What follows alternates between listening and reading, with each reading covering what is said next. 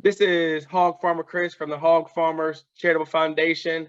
And before you start listening to Red Zone in the Lab, check out our Amazon Smile, a simple way to support the Hog Farmers Charitable Foundation every time you shop, and it's no cost to you.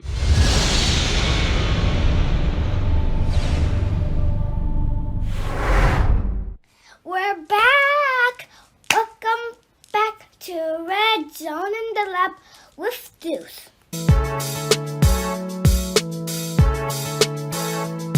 Welcome back. This is season 3 of Red Zone in the Lab podcast. We are going to be discussing entrepreneurship, education, Black history, health, movies, family, and of course, sports. Please follow, subscribe to our YouTube channel, our Twitter, and our Instagram and Facebook, and also website www.redzoneinthelab.com.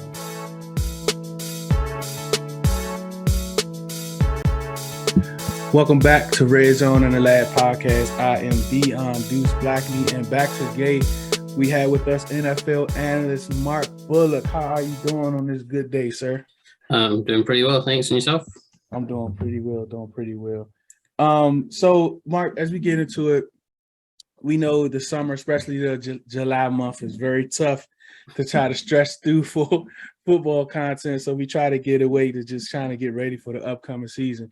But what type of things did you do over the summer? Did you take a summer break? Yeah, I had a bit of a summer break. I had basically a month off, and I went to Sweden and visited my girlfriend, and spent some time watching other sports and getting away from the NFL for a bit, and kind of recharging the batteries, and which was nice to get away from it for a bit and get back into it in preseason and have some new stuff now to talk about and to watch. Right. And stuff. That's the hardest thing, is not trying to talk about the same stuff over the summer months. Exactly. Yeah. But that's good, Mark. But let's get into some of your content that you've been dropping. A lot of things. And again, all of you out there, I encourage you to subscribe to Mark's Substack. You get behind the scenes features, things that you all see when he posts. Like, we already see it before you are. So we already had time to look at it and digest it. But yeah, Mark, what do you have coming up and some of the things that you dropped recently? Yeah, some of the things I've done recently, I've been breaking down, obviously, the preseason stuff. So a couple of things on Sam Howell, both last week and this week. And then stuff looking at the defense and their issues on third downs and some of their pass rush problems. And I'm probably going to do another little notebook piece this week, looking at a few different defensive players that stood out and caught the eye, and maybe do the same for the offense as well. So, and then, next week we'll be looking at the last preseason game and kind of trying to evaluate who's going to make those last few roster spots and where we're going to be going into the season. Yeah, let's talk about Scott Turner. So Scott Turner got the extension in the off seasons. He had a 3-year extension. He has a quarterback that's an upgrade over his quarterback the past 2-3 years. He's been here. He has someone that can actually matches up with what he wants to do with the aerial offense, pushing the ball down the field. What are your expectations for this offense?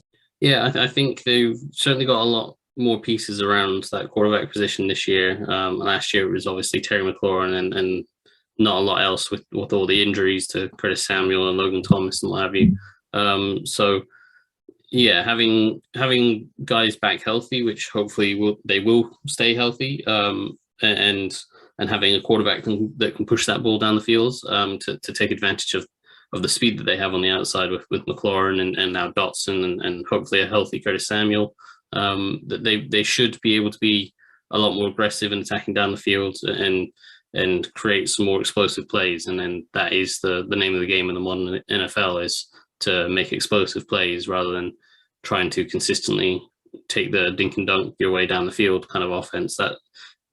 That certainly in Washington's recent history, that doesn't work out for them because they end up getting a penalty and that gets them behind the chains, and that will kill a drive. So having those explosive plays to pick up big chunks of yards and get them at least in field goal range, if not in the red zone for trying to get a touchdown, that those explosive plays can really make an offense work and turn an offense from averaging, 15, 20 points a game to maybe into the 25, 30 points a game category. So that's what you ultimately hope. And there are going to be some downs with Carson Wentz, and he's someone that will make some mistakes and have some bad throws and take some bad sacks. But you hope that the explosive plays that he can generate with the receivers that he has will kind of outweigh that and lead them to be able to be a playoff contender.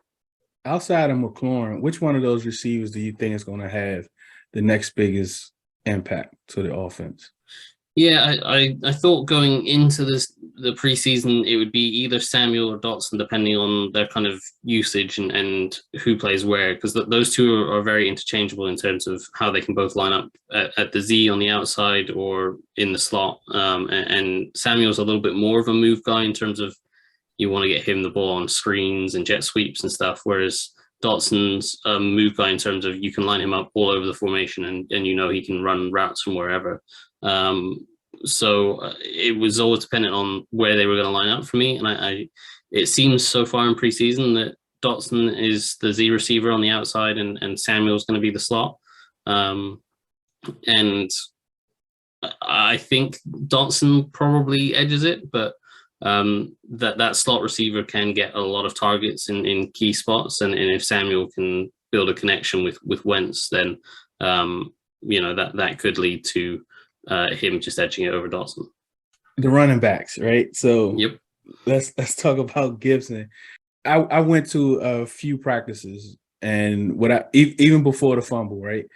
I noticed that Ron and company, they likes being interchangeable with first and second string skill position players, because sometimes Dotson and McLaurin might be out there with Heineke, or Robson might be with the first team. That's just how Ron and company operates to interchange, especially because of all the injuries. So after the fumbles, more people kind of zeroed in on that. But for me, I'm like, well, that's normal. But when he was on punt team, I said, uh-oh, this is different, right? This is different. So I said, well, maybe it's just like a wake-up call. Get it together. Did we underestimate Ron to bench Gibson?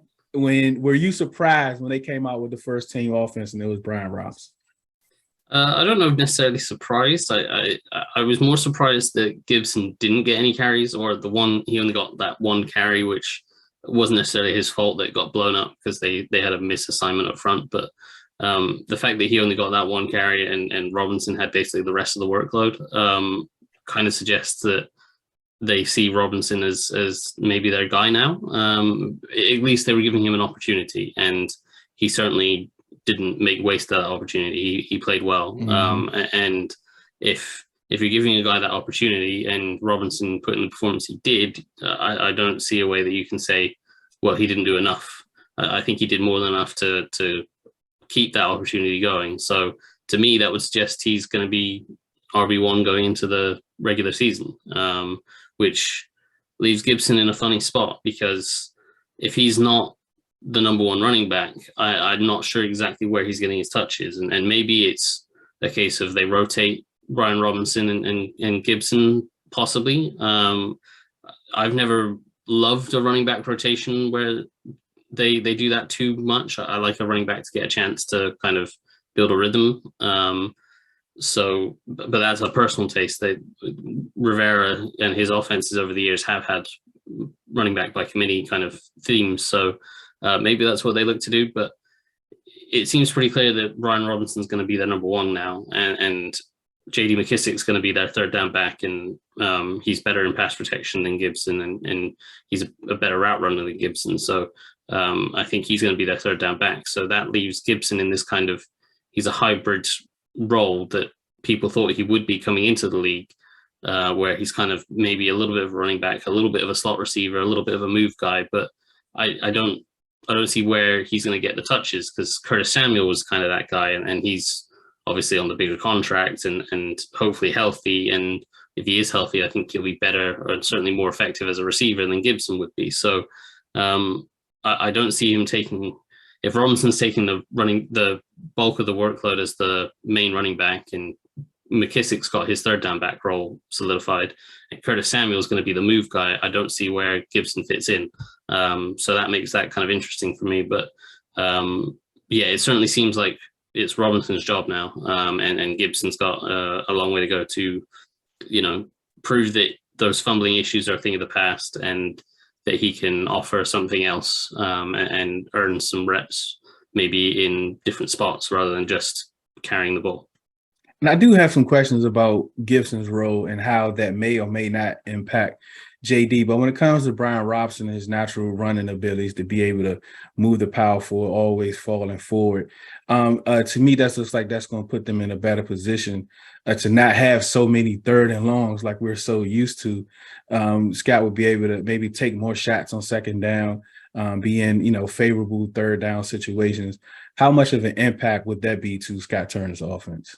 Yeah, for sure. And I think the thing that Robinson would bring would be some scheme flexibility, because Gibson was, or still is, primarily a zone runner. And that was the scheme that they used for the majority of last year. And they had good success with it. Like, the guys they have up front were very good in the zone scheme, and they generated a hell of a lot of movement and opened up some lanes. And Gibson sometimes maximized them, obviously sometimes left some yards on the field as well. But that was what he did best. And Robinson isn't quite as good a zone runner as Gibson, at least not consistently, but he is still a decent zone runner.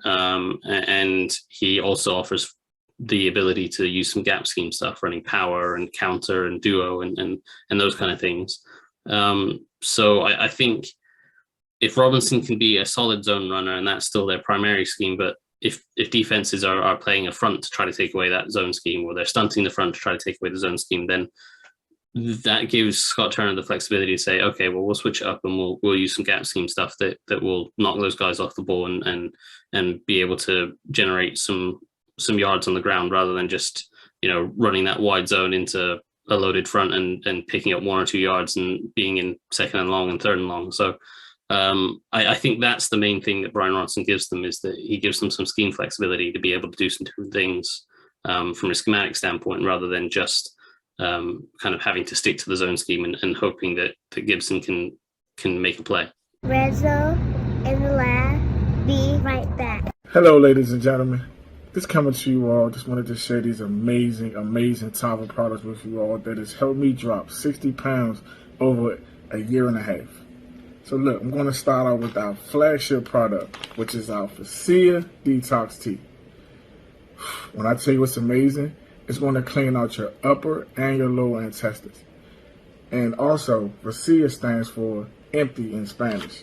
That's the first part. Now we have Vale 30, which is vitamin and liquid energy for 30 days. Now, once you detox, it's going to take out good and the bad. So this right here is going to put everything good back in your body, all the nutrients you need. Now this here is a flare. The flare will definitely get you there. It has no caffeines, no sugars. You will not have jitters. It's all natural, and it gives you great energy. Last but not least, we have our Cbd Infused Coffee, Caprice. Colombian blend. It helps keep you calm. Does not have any caffeines or sugars. It's all natural. Chaga mushrooms and Garcinia gambodia, which is good for memory. So if you want to try any of these amazing products, all you have to do is reach out to me. You can reach me on Facebook at Van Thomas or Instagram at Van_the Detox Man. If you want to reach out, just hit me. I'll gladly get back to you. Peace. Welcome back to Red Zone in the lab with Deuce. So once Gibson came in, it was pretty much the second team. No Samuels. Obviously, JD didn't play. So as they used him some of like what you were saying as the move player, some Samuel stuff he was in, and also JD. And I know he's younger, but JD does seem like I don't know if it's the jersey change, the 23, but he seems faster. He seems a little more twitchier, JD McKissick. But as far as the long play, do you think they can possibly try to get do you think this move is going to have any effect on JD's touches for them trying to involve Gibson more?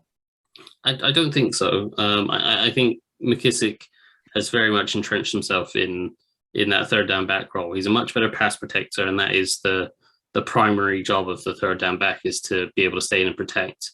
And obviously they'll run some plays for the back, and in this offense where there's so many vertical routes, the back is a very viable option on checkdowns because there's so much space for them underneath. And that's where we saw JD McKissick be so successful last year, and in years past as well. So I think that's his role, and unless he gets injured, I'd be surprised if Gibson took carries off of him, because McKissick's better in pass protection, and I think he's a better route runner and better in the open field as well, to be honest. So I think Gibson basically becomes the primary backup to both Robinson and McKissick, and probably the backup kind of move guy to Curtis Samuel as well. So he becomes a backup at three fairly important positions for them. But I think in an ideal world, you wouldn't want him on the field, basically, because you would want your number one running back, Brian Robinson, to take the bulk of the workload. You'd want McKissick to be your number one third down back, and you'd want Curtis Samuel to be in, like, healthy and on the field doing the move stuff. So I don't know exactly. In your ideal world, I don't think you're seeing Gibson on the field, but I'm sure Gibson will find a way to rotate in, and Scott Turner is very creative in being able to move guys around. So and maybe we see some 2-back or 3-back stuff where Gibson and McKissick are on the field at the same time, and that kind of thing, and he can be creative in that way. I'm just struggling at this point to see exactly what Gibson's role is with both Robinson, McKissick, and obviously Curtis Samuel on the roster at the moment. I was surprised that Logan Thomas was activated for the pup. Like, I was under the impression that he possibly wouldn't even be ready, but now he's activated. Of course, he's not going to play in the preseason game, and week 1 is kind of up in the air. But once he's fully healthy, what do you think he does for Carson Wentz? Yeah, well, he gives Wentz that tight end body that Wentz loves to throw to, and the kind of buzzword we've heard all off season from the Commanders has been catch radius, and we heard it with Cole Turner when he was drafted. We heard it with John Dotson when he was drafted. It's not a coincidence that everyone is aware that Carson Wentz can have those accuracy issues where the ball placement isn't quite right, and sometimes he can sail a throw a bit high or a little bit behind and that kind of thing. And we saw that with Taylor Heineke a lot last year, and Washington's receivers did a pretty good job last year of bailing out Heineke, and so to an extent they'll be used to what Wentz might bring to this. So, but yeah, that is something that Logan Thomas will bring, is that he brings that bigger body that Wentz likes to hit over the middle, and he brings that catch radius that Wentz almost needs at times, and so yeah, he'll be a big addition to the offense if he can get fully healthy, and he could well be the second sort of leader of receptions after McLaurin, depending on how quickly he can get healthy, and not just healthy, but up to speed in terms of football shape, and really back to 100% rather than just being healthy. So if he's ready to go week 1, then and he stays healthy the whole season, then he would probably be pretty close to Dotson and Samuel in terms of target share. Yeah, that's another question I was going to ask you. Once Logan is fully healthy and in good shape, what do you think, like, as far as the targets? We got McLaurin, Dotson, Samuels, JD, and Logan Thomas. I think those guys are going to have more targets than anyone else, obviously. But how do you think that ranks? It'll be interesting to see. It will be, I think, because of the amount of weapons that they have now, it will be largely dependent on what the defense does to try to take away certain guys. And so if defenses don't respect the deep shot, then you're going to see guys on the outside getting more targets. And but if they respect that deep shot and they play lots of quarters coverage and stuff, then you're going to see the guys underneath getting the targets, and that'll be your Logan Thomas's and Cole Turner's and J.D. McKissick's. So I think it will be very much dependent on how defenses kind of feel about Carson Wentz and how much respect they want to give Wentz and this receiving group. So it's hard to say exactly who's going to get the most targets and the ranking order, but because it's so dependent on how the defense is going to try to play them. Yeah, I'm very, because I think as far as McLaurin, I think he'll get less targets, but I think he'll have a bigger impact, more production, because I think some of the deep throws and Wentz being able to push the ball down the field. Do you think it's out of the question that that Dotson and McLaurin can be 1,000-yard receivers? And do you think Dotson has a chance to be Offensive Rookie of the Year? I don't think it's out of the question. I don't think it's necessarily going to happen. I would expect McLaurin to be there or thereabouts. I'd be surprised if he's not. But, there's only so many balls to go around, and there's only so many yards to be thrown. And because of the different weapons they have, if, as we said, if McLaurin and Dotson and Samuel are charging down the field and defenses are really respectful of that, then the ball's not going to go to them as often, and it's going to be harder to create those explosive plays. And Scott Turner likes to emphasize taking what's on offer. And if Wentz plays to that, then Wentz is going to take those checkdowns, and the yards are going to come shorter, but they're going to come to McKissick and Thomas and maybe Curtis Samuel in the slot rather than Dotson. So I don't necessarily think Dotson will get to 1,000 yards. I'd love it if he did, and I don't think it's out of the question. I certainly think it's possible, especially if teams are thinking like Carson Wentz is on his last chance, and we're not respecting the threat that he can attack down the field, and we're not respecting that they've got McLaurin and Dotson and Samuel, then certainly there's going to be some opportunities to attack down the field, and Wentz will take advantage of that. So it's not out of the question, but I don't necessarily think it's likely. All right, let's go to defense before we kind of close it out. What's your major concern on defense? Well, there's a few, but the major concern for me would be, getting off the field on third downs. And that was obviously the big issue for them last year. And for them to, I would assume they would have spent the entire offseason prioritizing third down defense. And for them to come out and, their starting unit against the Panthers gave up three of their four first third down attempts.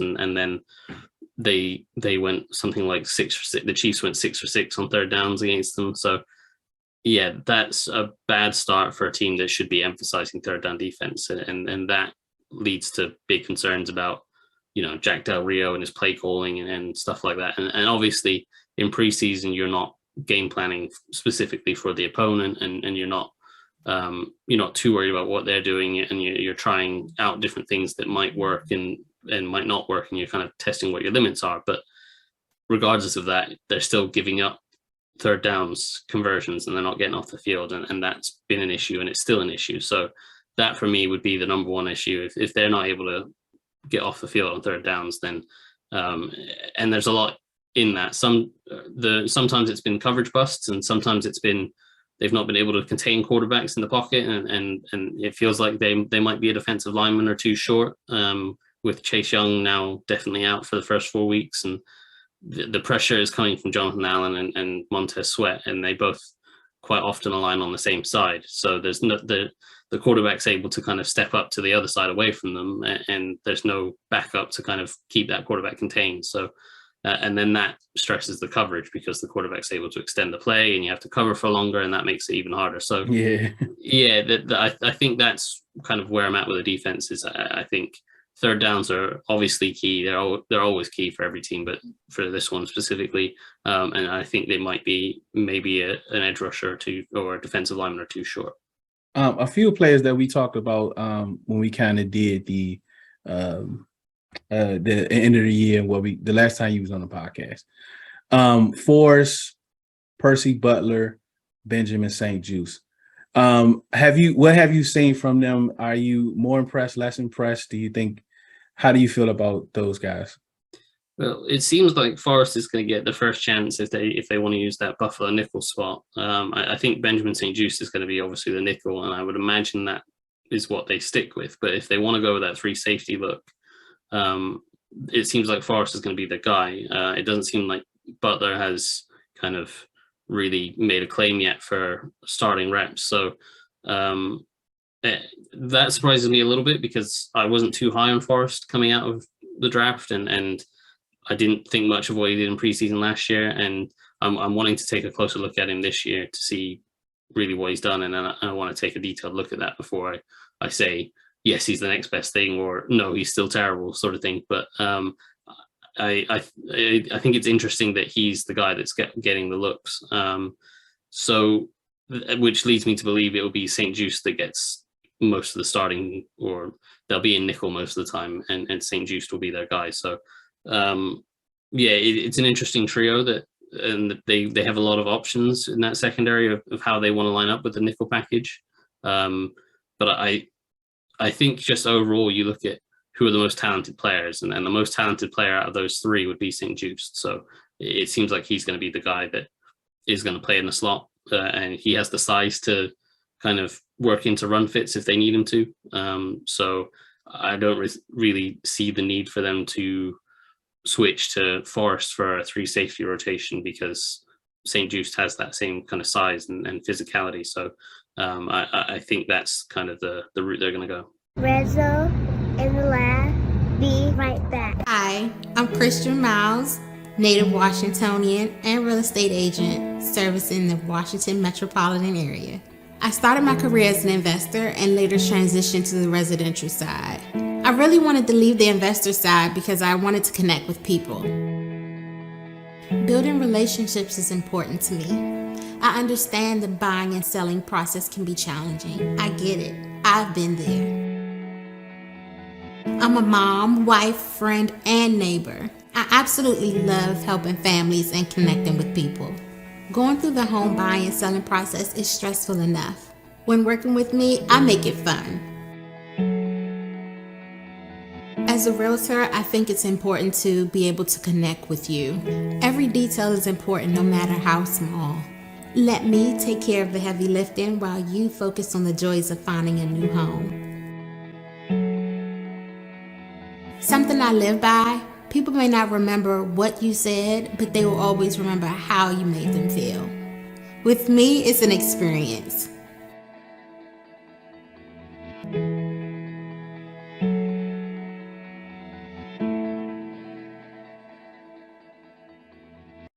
Welcome back to Red Zone in the lab with Deuce.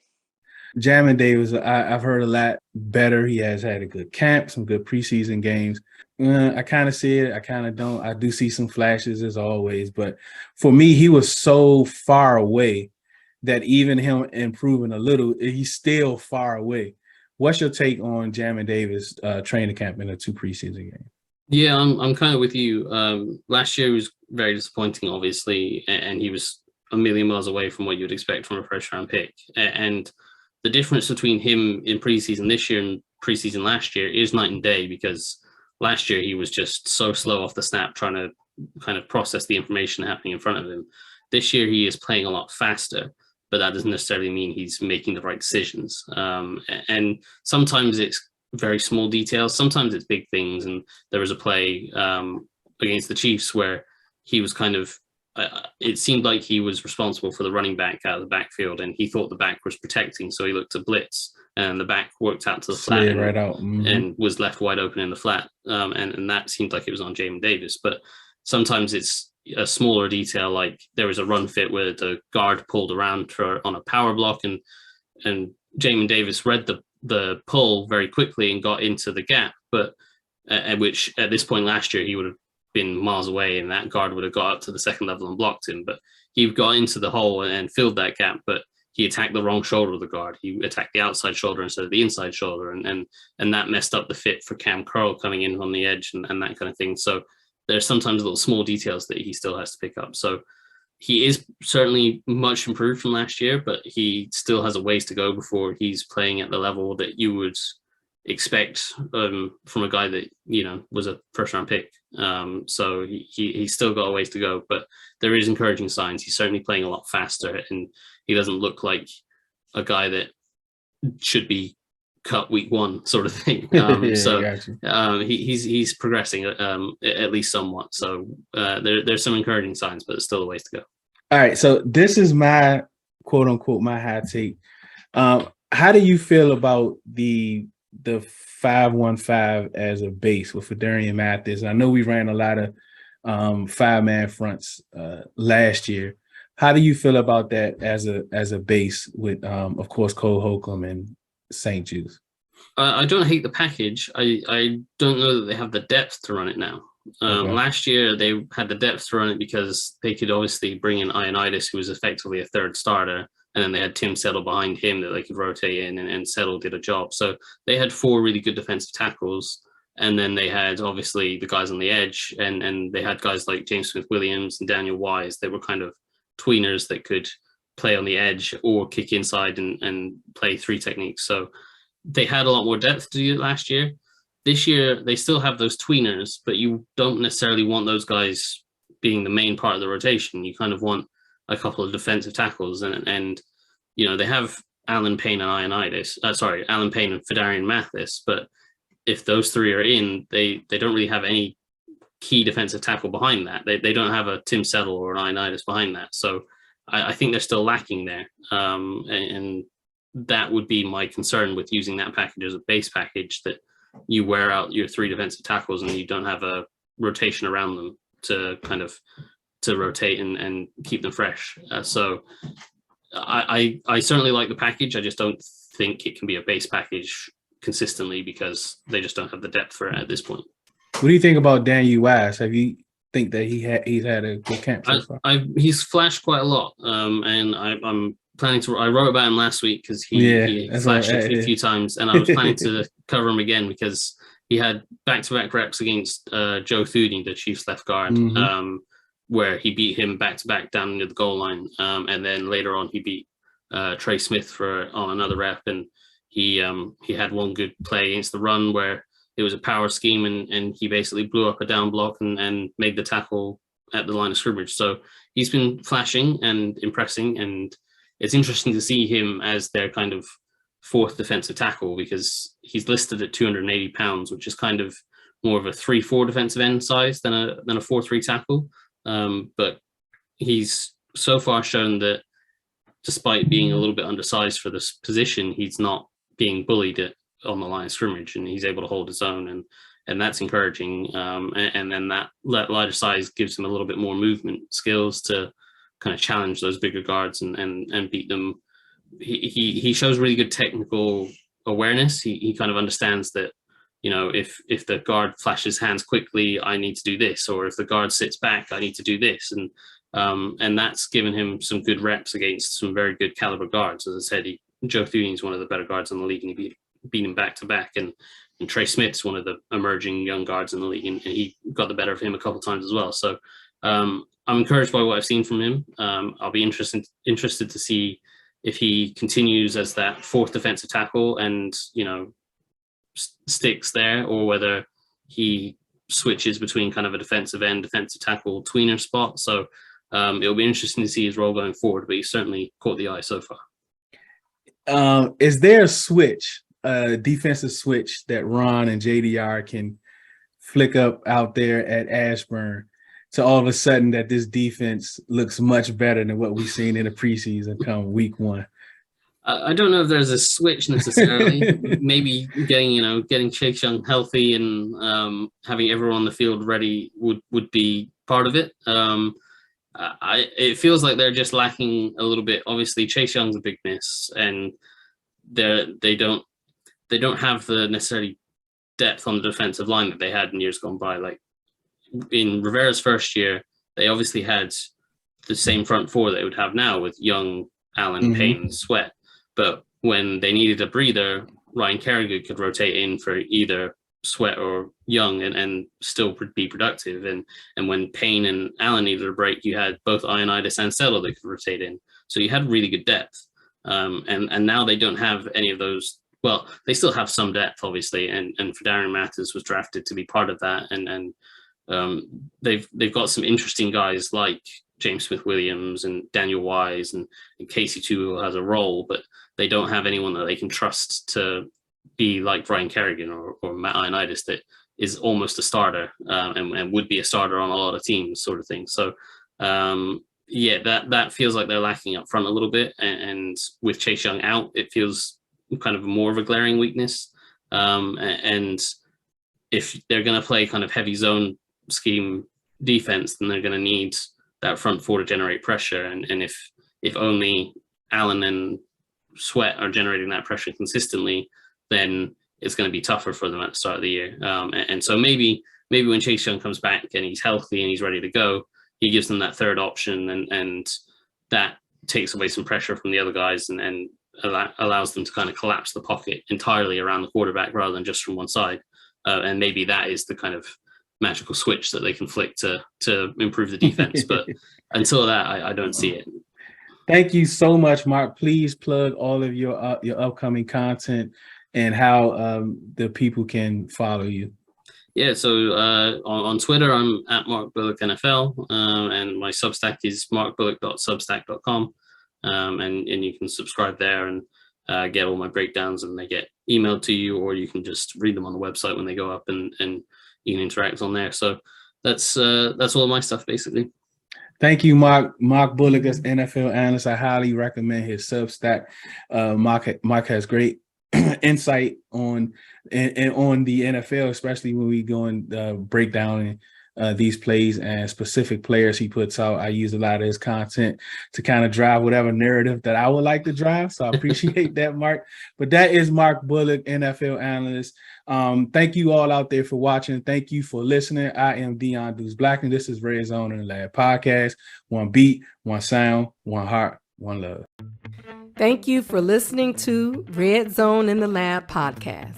Please follow us on Facebook and Instagram. Subscribe to our YouTube channel at Red Zone in the Lab.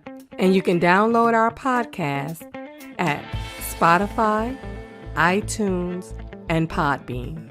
And please visit our website at redzoneinthelab.com.